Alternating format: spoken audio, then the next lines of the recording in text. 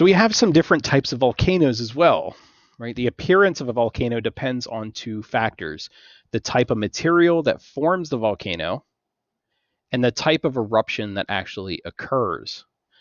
So based on these two criteria, there are three major types of volcanoes that have been identified, and each differs in size, shape, composition, and also the style of eruption. So shield volcanoes are the first ones that we're actually going to take a look at. So a shield volcano is a mountain with a broad, gentle sloping side and a nearly circular base.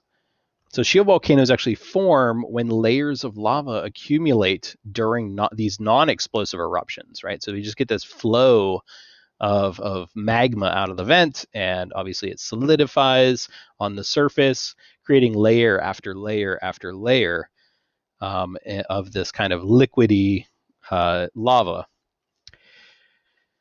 And eventually it will build up over time, creating this very kind of extended, long shield volcano. The largest types of volcano are shield volcanoes. And the two examples that we see here, the top one here is Mauna Loa in Hawaii.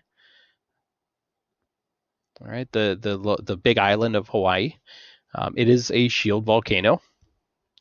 And then down beneath we have Olympus Mons. This is on Mars, and it's the largest volcano, which is now extinct, but the largest volcano in the solar system. Out of all the planets, this is the largest volcano that exists. It is also a shield volcano. We also have what's known as cinder cones. So cinder cones, all right, we have when eruptions eject these small pieces of lava into the air, and they basically cool in the air, and they fall down and just kind of build up this little kind of mini volcano. So cinder cones form from this material often called cinders. We're actually going to be taking a look at some examples when we get into rocks and minerals. An example known as scoria, or also known as tephra. All right, so this material is little chunks of lava get blown out. They're relatively cool already, and they blow out of the vent, right? And they cool in the air, and then they pile up around the vent, and they just kind of roll down the sides. And over time, this cinder cone starts to build up.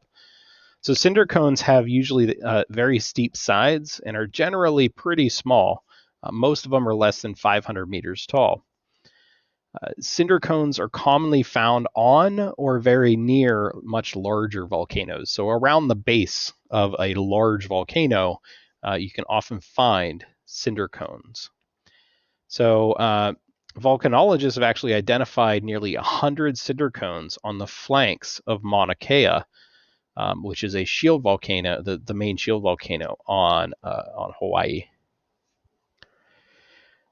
Then we have our third type of volcano. This is the one that everybody usually thinks of. So these are known as composite volcanoes.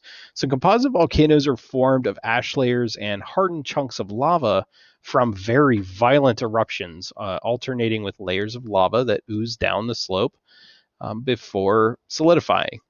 So you kind of get this alternating effect of pressure building, a large explosion, lots of material, large chunks.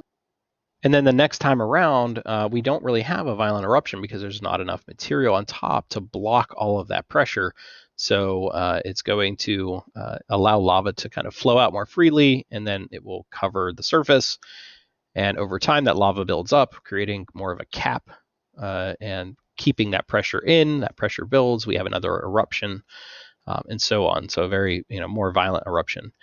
So these composite volcanoes are generally cone-shaped with these concave slopes and much larger cinder cones, typically around the base. And because of their explosive nature, they are potentially dangerous to humans and also the environment.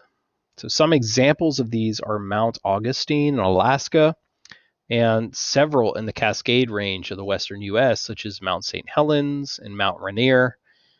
as well as another one that we had mentioned earlier, like Mount Vesuvius in Italy. All right, so that's it for part one. We'll go ahead and move into part two and talk about the eruptions.